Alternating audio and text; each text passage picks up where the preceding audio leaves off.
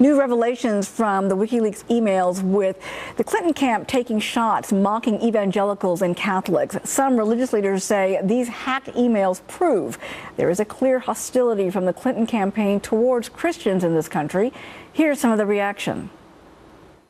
If we get a couple more Sotomayors or Ginsburgs on the court, we effectively have the end of genuine self-government. You're going to have an activist Supreme Court. We've never had anything quite like that before. That's effectively the end of America as we know it. Joining us now, the president of the Family Research Center, Tony Perkins. Tony, welcome. Great to have you on the program today. Thank you, Uma. Good to see you.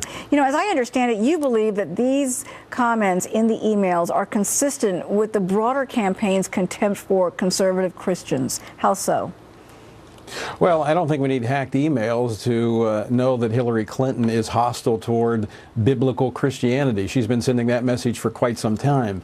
But, Uma, I don't know what's more outrageous here, the mockery the Clinton campaign engaged in toward Orthodox Christianity, or the media's indifference to this bias that is deep within her campaign. Because other than Fox News, we've heard very little about this in the WikiLeaks release of these emails. No, that's true. And, you know, we're also talking about Catholics. That's a group that backs the Democrats and Hillary Clinton.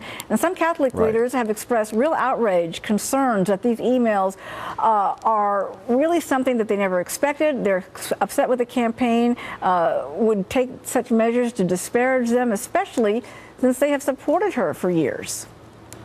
You're correct. They kind of mocked Catholics, suggesting that some really actually believed Catholic teaching, and that was more socially acceptable, though, than being an evangelical, which would have been a bridge too far in socially acceptable circles.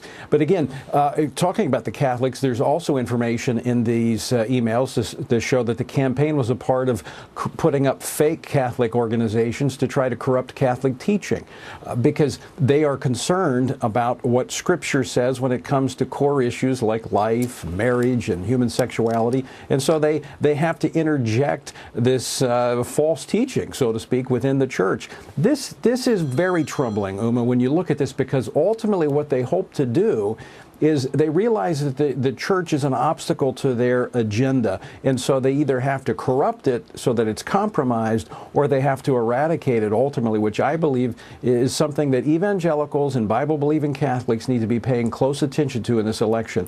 Hillary Clinton and her campaign are no friends of our first freedom, the freedom of religion. So do you think then this is a real attempt to undermine religious institutions by the elite political class? Without question. We've seen this from Barack Obama and Hillary Clinton both talking about how they support the freedom of worship. The freedom of worship is your ability to go into a building or some structure on a Sunday or a Saturday and worship as you see fit. But it is not a recognition that we have a first freedom, the freedom of religion, the ability to live your life according to your faith. Make no doubt about it, Hillary Clinton will be one of the most dangerous threats to religious freedom that this country has ever seen. You know, you mentioned the fact that few media outlets are covering this issue with any depth. What do you think if the emails contain mockery towards Islam or the Jewish faith, for example? Do you think we would have seen more outrage in that sense? Without question, the media would be all over that. However, though, I don't think you will see that within the emails of Hillary Clinton and others, because that's really not a threat to their statist agenda. And if you look at even some of the discussion about Catholic teachings, which shows me that these individuals in the campaign understand the teachings of the Catholic Church, and they're concerned about those teachings because it runs counter to reliance upon big government. And as long as you have a biblically literate population who believes their faith and wants to live by their faith, that's going to be an obstacle to those who want government to control every aspect of our lives.